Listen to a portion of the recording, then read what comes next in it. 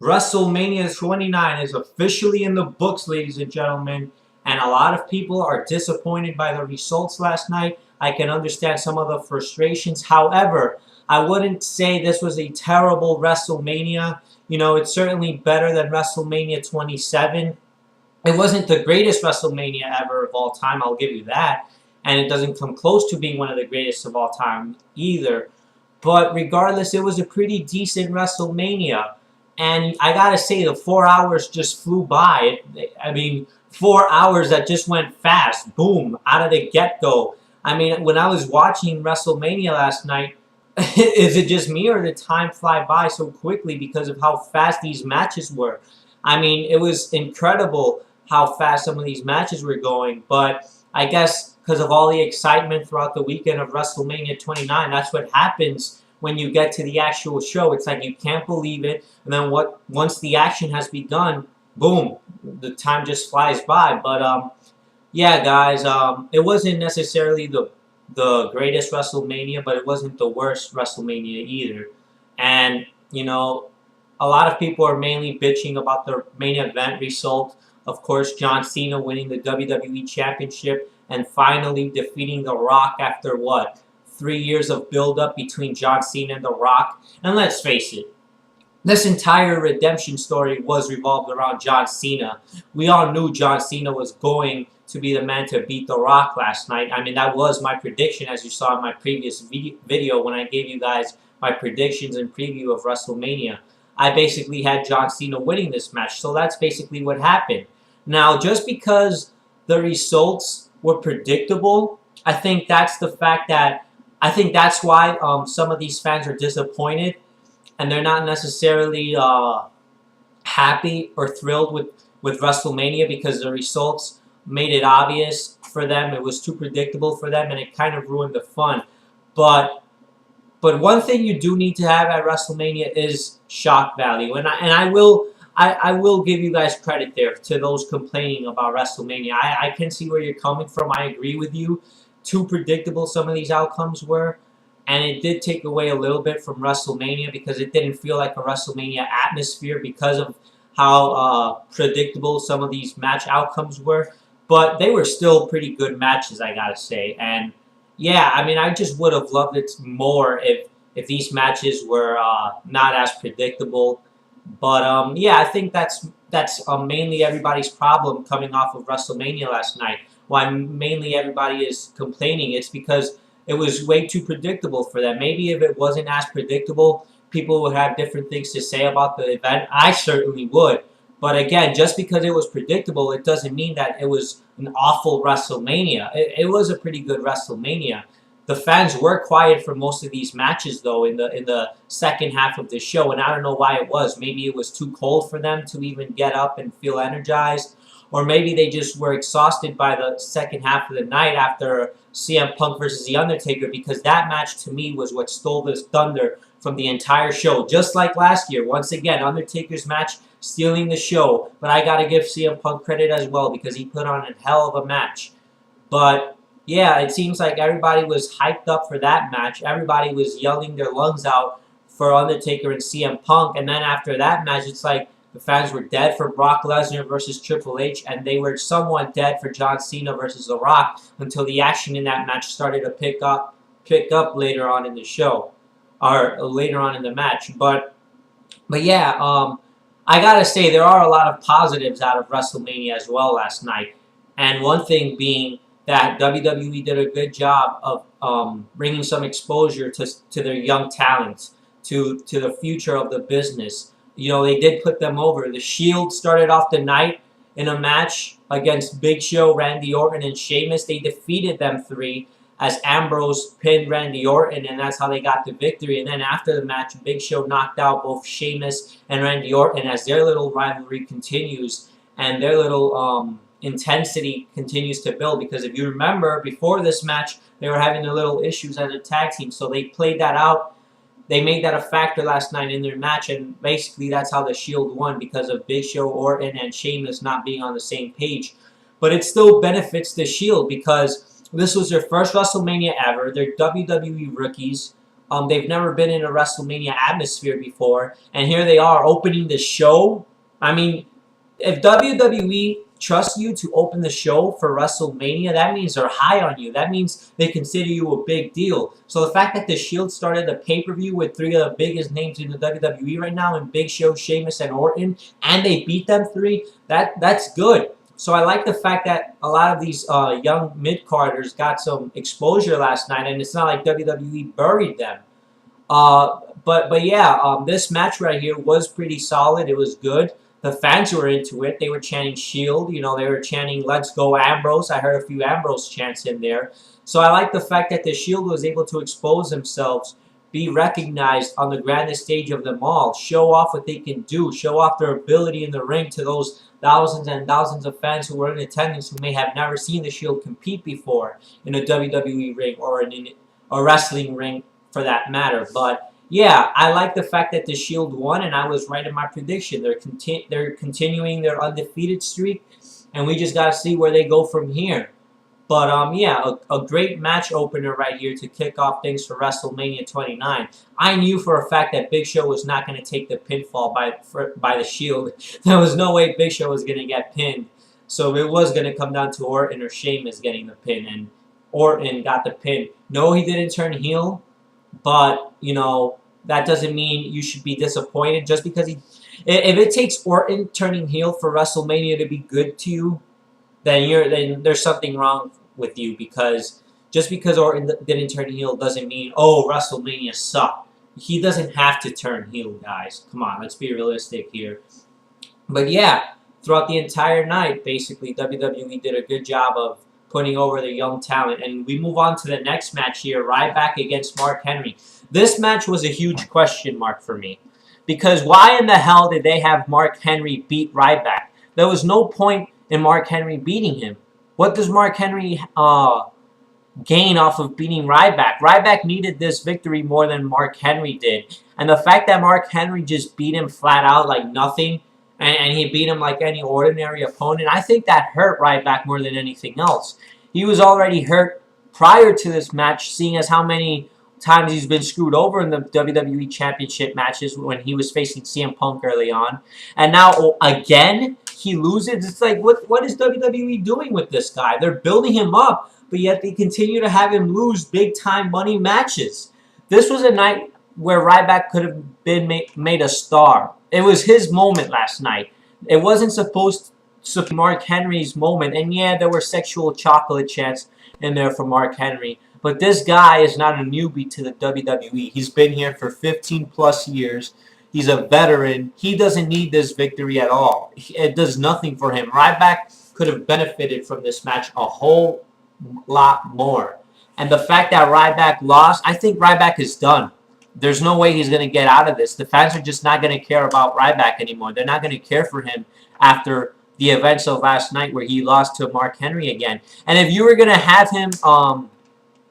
if you were basically going to have Ryback take down Mark Henry after the match, after he lost with the shell shock, then what was the point of Mark Henry winning? Because Ryback could have won that way. Put the shell shock on Mark Henry, take him down, pin him 1, 2, 3, and boom, Ryback would have been over. So what was the point of Henry taking down Ryback, only for Ryback to get back up after the match and do the shell shock on Henry? Like, that was stupid. It took away any credibility Ryback had, and the fans didn't seem to care when Ryback put the shell shock on Henry, because like them, I feel that this should have happened during the match. Why do it after the match? That made no sense whatsoever. I think WWE failed with this match. They failed to build Ryback this night. And I think Ryback was the only mistake they had last night for WrestleMania, other than the other talents. Ryback was a really, really big fuck-up for WWE last night. But everyone else got some real good exposure throughout the night. You know, it's just... this match made no sense to me. And on top of that, the fans were dead quiet. They didn't seem to care. You heard some Goldberg chants. I mean, it could have been a lot better, but we got what we got out of this match, and that's basically it, guys. What else can I say about this Ryback versus Mark Henry match? It made absolute sense whatso freaking ever. But we move on to the next match here, and I believe it was Team Hell No versus Dolph Ziggler and Big E Langston. Yeah, it was for the tag team titles. This match followed Ryback versus Mark Henry, and Team Hell No are still your tag team champions as they defeated Dolph Ziggler and Big E Langston. Again, another new star in the WWE uh, got some recognition last night and uh, was made basically. They got some exposure. They were recognized. They were made to look good. And Big E Langston had his moment in that match last night. He looked pretty impressive in the ring. You know, the way he was beating down Kane. There was one point in the match where he jumped on both Kane and I think he jumped on both Kane and Ziggler. Yeah, because Kane was going for the pin on Ziggler, and out of nowhere came Big E Langston, and he just jumped on Kane. That was a pretty epic spot right there, the way he just jumped on Kane. I mean, that looked nasty. It looked like it hurt. But Big E Langston is no joke. This guy is the real deal. The way he's built is just fucking scary, but Big E Langston is the future. This is another star that WWE put over last night. And even though he didn't win and he didn't become new tag team champions with Dolph Ziggler, he was still made to look like a star last night at WrestleMania as he got his moment and he got some moves in. So he looked pretty good last night as well. This match was fast-paced. The fans were into it. They were chanting yes, yes, yes throughout the entire match. I would have loved if Team Hell No came out to Daniel Bryan's theme song instead of Kane's, because then you could actually hear the fans chanting yes along with Bryan's theme song. They were chanting yes while Kane's theme song was playing, but you couldn't hear them because of how loud Kane's theme song is. So that was kind of disappointing. But other than that, this match was pretty good. It was solid, and they gave it enough time for a tag team match. Because in years prior, you would see the tag team championship matches at WrestleMania not even last a second or a minute. But last night, it got a pretty good 5 to 10 minutes showing for this match right here. So pretty solid. And again, WWE did a good job with putting over young talent, except for Ryback. We move on to the next match. Fandango. Fandango versus Chris Jericho. Again, Fandango looking like a star at the grandest stage of them all as he defeated Chris Jericho. And I loved Fandango's entrance when he had all those dancers surrounding him and he came out and he was in between all those beautiful ladies. That was brilliant. And you know what? I called it because prior to that, I told my friend, watch Fandango have a crazy entrance for WrestleMania where he's going to be surrounded by a lot of female dancers. And that's exactly what happened. So, props to WWE on putting over Fandango last night. Props to Chris Jericho for making Fandango look good. I mean, this guy was amazing last night, and he has good things coming for him in the near future. I do think that we're going to still see Chris Jericho versus Fandango play out after WrestleMania. I don't think Chris Jericho is done feuding with this guy, and this feud is about to get a whole lot better now after last night. So yeah, another good match right here. It was a solid wrestling match. I enjoyed it. It lasted a pretty good time as well. They gave it time. They put some effort into it. Jericho got most of the offense in, but Fandango ultimately pulled up the upset and he beat Chris Jericho, and that's all he really needed to do to be put over. So I'm glad that Jericho did that. Fandango looked like a star last night. Again, good job for WWE on doing this. So again, guys, it's not like these matches were awful like some of you are saying. A lot of these matches were decent or they were good. None of these matches were bad. There was no squash matches like last year where you had Daniel Bryan squashed by Sheamus. So I got to give a thumbs up to WWE this year because they actually gave each match time. And yeah, even though they scrapped one match off of the card completely and they didn't add it to the show, regardless, all these other matches were still pretty solid. And you know what? I don't blame them for taking tons of Funk versus Rose Scholar off of the card, because let's face it, that match was just going to be a joke. It wasn't even going to last 5 minutes. It was probably going to be a squash match. That wasn't really needed there. Of course, the only upset was we didn't get any divas at all because that match featured divas. But AJ Lee made up for it. I did Crazy Chicks. So, but yeah, like, if you guys are really upset about that fact that we didn't get to see Rhodes Scholar or Tons of Funk at all, and if it really disappointed you that much to the point where you're saying WrestleMania was awful because of that reason, go check yourself. Because this match is going to be a complete joke anyway and a complete waste of time. So, yeah.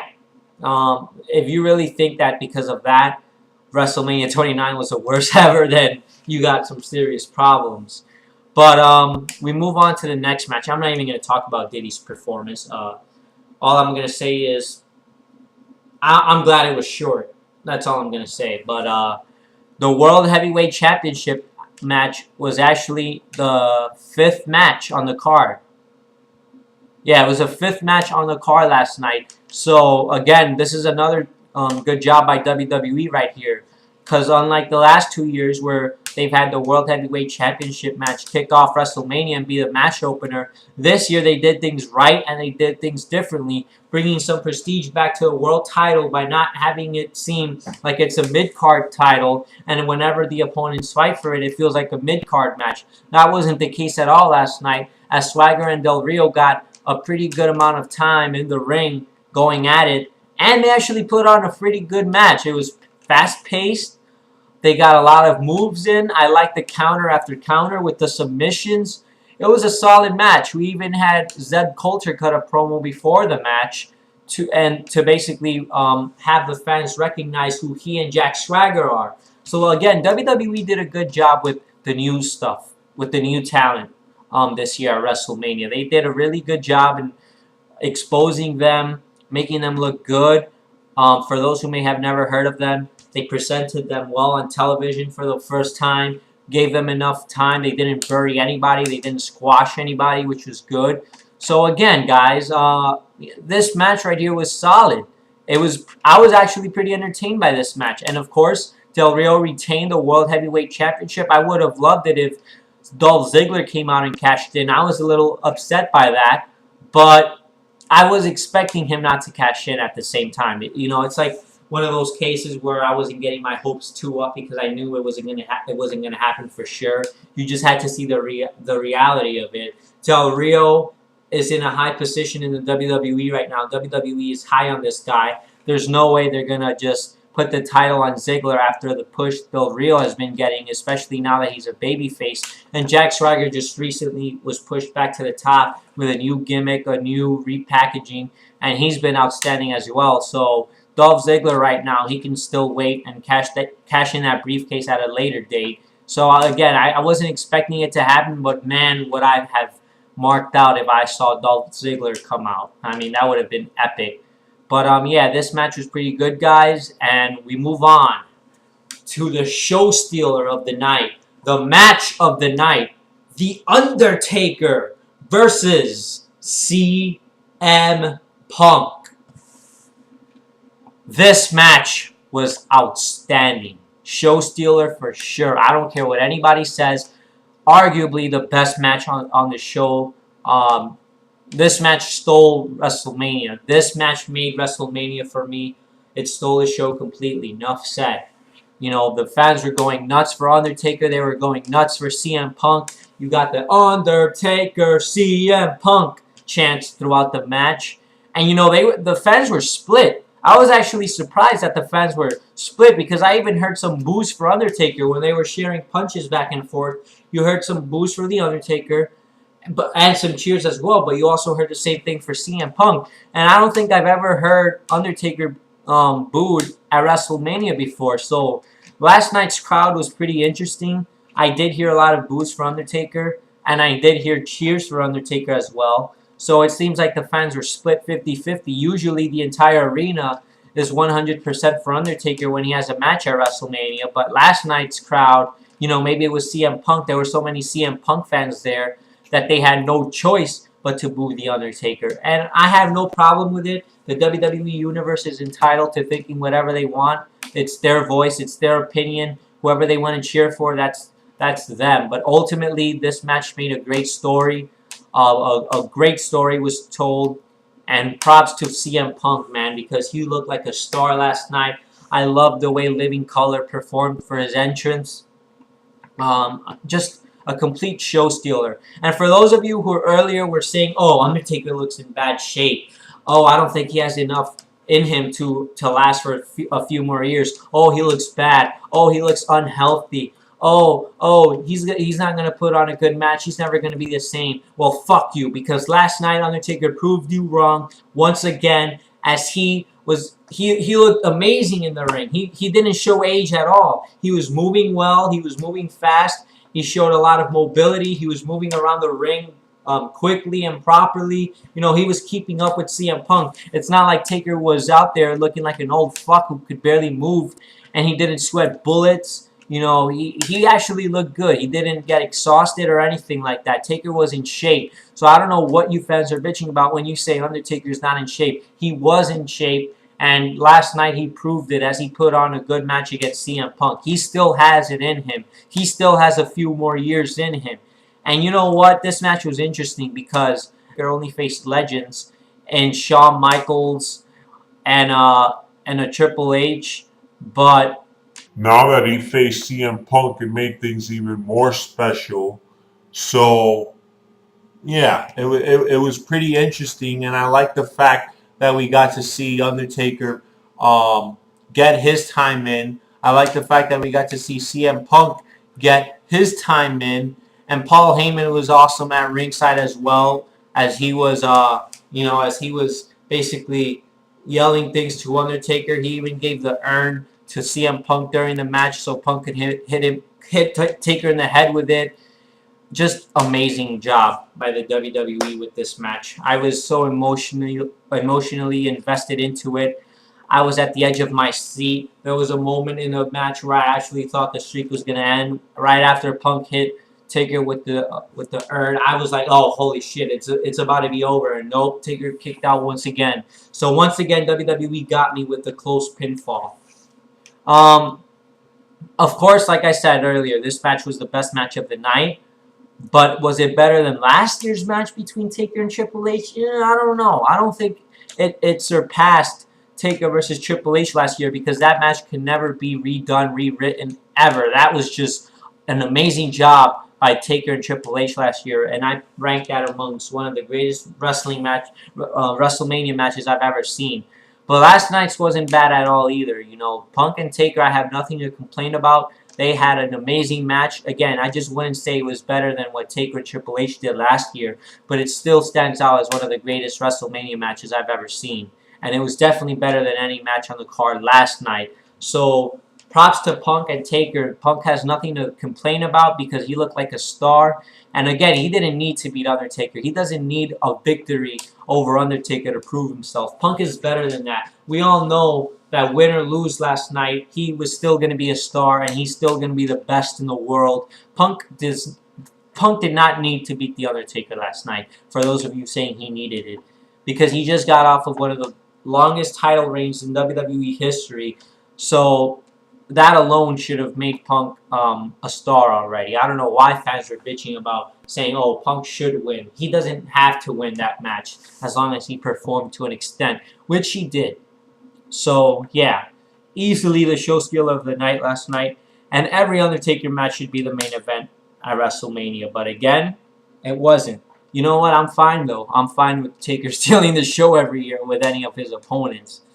We move on to Brock Lesnar. The Pain. Here comes the Pain against the Game, the King of Kings, Triple H, in a no-holds-barred match. This match started off slow and, kind of stale and boring. The fans weren't into it. They weren't even making any sort of noise or any reaction to anything that Brock Lesnar and Triple H were doing until Brock Lesnar put Triple H through a Spanish announce table. That's when things started to pick up there. And, they didn't even react when Lesnar hit the F5 on Shawn Michaels. It's like when Lesnar hit the F5 on Shawn Michaels, the fans were like, oh, cool, who gives a shit? It's Shawn Michaels. You know what I mean? So at this point during the night, this is when the fans were tuned off and they were silent. This is when basically they had no more energy in them because Undertaker and CM Punk stole the thunder from the fans, stole the energy from the fans, and I can't blame them. You know, I would have lost my energy too because Taker and Punk. There was no way Brock Lesnar and Triple H are going to follow that and surpass it. And, you know, again, this match, I was expecting a lot more during this match. I thought it was going to be brutal. I was expecting some blood, more violence, some chairs, or, you know, more weapons. But it wasn't anything that I envisioned it to be. It was just a regular brawl. And ultimately, Triple H picked up the victory here. I was disappointed by this match, I have to say, because not only was I expecting a fight, a real fight, a Cena versus Lesnar type of fight from last year at Extreme Rules, but Brock Lesnar also lost, which is another thing I didn't see coming and I didn't envision happening because I thought Brock Lesnar was going to kick Triple H's ass and end Triple H's career and beat him.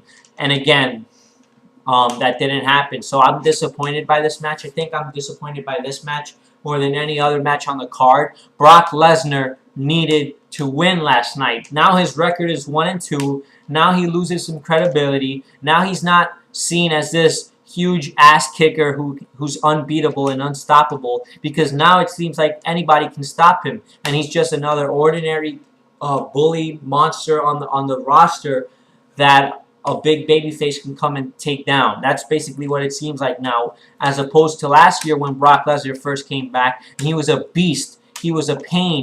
He was a monster. And everybody was scared and intimidated by him. Now, it doesn't seem that way because once again, Triple H's ego has to get in the way and he feels he had to defeat Brock Lesnar last night, where we didn't even need to see Triple H in a match at all at WrestleMania because this guy has every accolade in the books.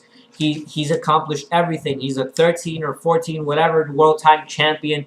Triple H, just please go away because we didn't need to see you beat Brock Lesnar last night. Brock Lesnar needed this victory more than you did, Triple H. You own the company for fuck's sakes. So why the hell would you get in the way and basically satisfy your own ego by defeating Brock Lesnar? No disrespect to Triple H. I'm not a hater of him by any means. But I just feel like we didn't need to see him just take out Brock Lesnar like that. It was just so unrealistic because in a real fight, we know Brock Lesnar can kick Triple H's ass and lay him on his ass. And again, that's not what happened. I was disappointed. Both of Paul Heyman guys got beat down last night. Both of Paul Heyman's guys lost.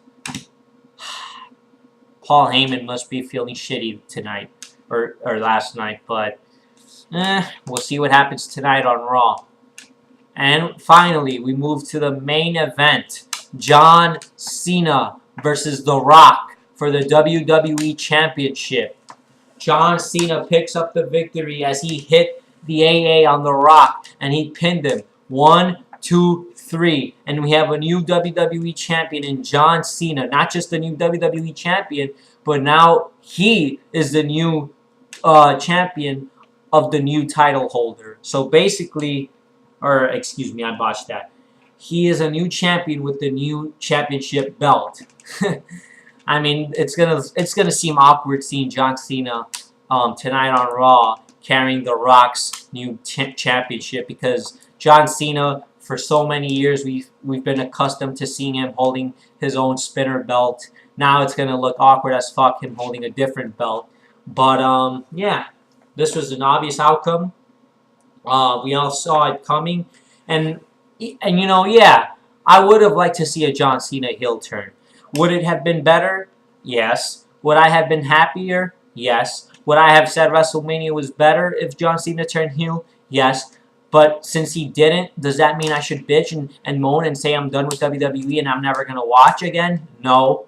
That's not the case at all because I understand the booking of WWE. I understand the logic of WWE. I understand where they were coming from with this match. They needed John Cena to defeat The Rock last night to put him in legendary status, to basically pass the torch to the current top face of the company. And that's exactly what happened last night. So I respect John Cena. I respect The Rock for putting on that match. I respect The Rock for passing the torch to John Cena. And it was an awesome moment seeing both of them in the ring after the match, shaking hands and celebrating together as they closed out WrestleMania 29. I was fine with that. I didn't bitch about it. Yeah, I was saying things like, Cena, don't shake his hand, slap him in the face. Or, Shield, come out and attack both Cena and The Rock. Or something like that, you know, to make things more interesting and more controversial. But Cena and Rock shaking hands was, you know, it was just as good. I'm not going to complain about it. Of course, I would have loved to see better and see some controversial shit go down, but that's not what happened.